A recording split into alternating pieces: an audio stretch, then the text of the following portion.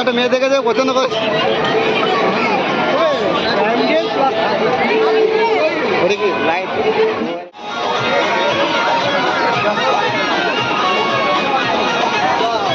সবাই খায়। এই ছেলে ঘোরাঘুরি করছে। ছেলেটা মেয়ে পছন্দ করছে, একটা টাকা খুঁজে পায়নি ভিড়ের মধ্যে। বরুণ দাঁড়িয়ে দেখছে, ছেলে দিকে দেখি দেখছে একটু ঘোড়া মাঝে মধ্যে বেরিয়ে পড়েছে। আইটিআই মোড়ে ঠাকুর, প্যান্ডেল ও মেলা দেখার পর আমরা হাঁটতে শুরু করলাম। কল্যাণী A9 স্কোয়ার পার্কে একটা ভালো থিম করেছিল। সবাই বলাবলি করছিল চারধাম। আমরা ইউটিউবে অনেক ভিডিওতে দেখেছি, খুব ভালো করেছে। A9 স্কোয়ার পার্কে ভারতের সবচেয়ে জনপ্রিয় 4টি মন্দিরে থিম করেছে, এটাই সবাই বলাবলি করছিল চারধাম।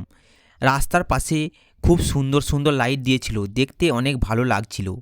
রাস্তায় হাজার হাজার মানুষের ভিড় আর কলরব কল্যাণী শহরকে আরও জমজমাট করে তুলেছে।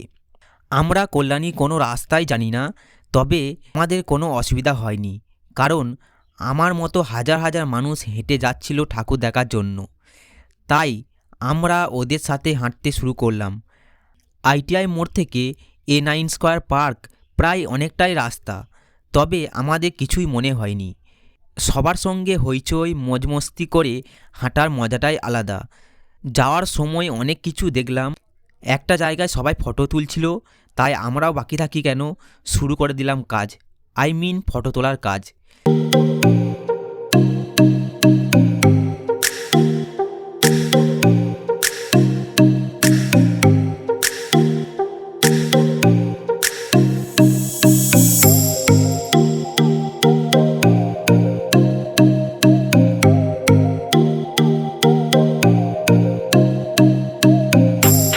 ফটো তোলা শেষ করে আবার হাঁটতে লাগলাম। গাইজ আমরা হেঁটেই যাচ্ছি, কিন্তু এখন প্যান্ডেল কোথায় আছে খুঁজে পাচ্ছি না। একটু ক্যামেরার মধ্যে ঠিক বলি, তবে দেখা যাবে পরে কথা বলবো। হাঁটতে হাঁটতে হাজির হলাম। সামনে একটা বড় লাইটের গেট করেছিল। গেট থেকে এত মানুষের ভিড় ছিল যে প্যান্ডেল পর্যন্ত যেতে প্রায় 1 ঘন্টারও বেশি সময় লেগেছিল। আর কিভাবে গেলাম তা একমাত্র ভগবান আর আমরাই জানি। আর গরম ছিল প্রচণ্ড। অবশ্যই যেমন কষ্ট হয়েছিল, তেমনি মজাও হয়েছিল অনেক। তোমরা তো ভিডিওতে দেখতেই পাচ্ছ কিভাবে আমরা যাচ্ছি। এত কিছু হওয়ার পর ফাইনালি দর্শন পেলাম। এই ভিউটা ছিল অসাধারণ। আমি বেশি কিছু বলবো না, তোমরা আমাকে কমেন্ট করে জানাবে তোমাদের কেমন লাগছে। ভাই, আর একটা কথা না বলে পারলাম না। এত কষ্ট করে কোথায় বর্ধমান থেকে দেখতে এসেছি, তো ভালো করে দেখতে দিচ্ছে না, 5 সেকেন্ড দাঁড়াতেও দিচ্ছে না। একটু দাঁড়িয়ে যে ভালো করে দেখব তার কোনো উপায় নেই। তো কি আর করা যাবে, শুধু আমি কেন, সমস্ত মানুষের অবস্থা আমার মতো। যদি ভিআইপি টিকিট থাকে তাহলে কোনো অসুবিধা নেই। তারপর ওখান থেকে বেরিয়ে এসে ভিতরে ঢুকলাম, মাকে দর্শন করলাম। ঠাকুরটা অনেক ভালো করেছিল। ভিতরে চারপাশ খুব সুন্দর সুন্দর ঠাকুর বানিয়েছিল, ভালো করে ক্যামেরা করে নিলাম। পিছনে অনেক বড় একটা মেলা বসেছিল, বিভিন্ন রকমের স্টলও ছিল। আমরা অনেকক্ষণ মেলাতে ঘুরলাম।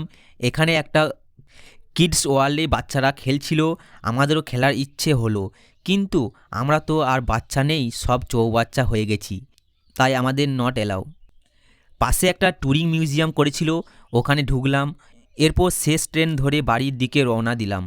যাওয়ার সময় যা ভিড় ছিল, এখন পুরো ফাঁকা। খুব আরাম করে শুয়ে বসে ঘুমিয়ে এলাম। ভোর 4টে-5টার সময় গলসি রেল স্টেশনে পৌঁছালাম। তো আমাদের দুর্গাপুজোর ঠাকুর দেখার জার্নিটা তোমাদের যদি ভালো লাগে তাহলে অবশ্যই আমার চ্যানেলটিকে একটু সাবস্ক্রাইব করে দিও।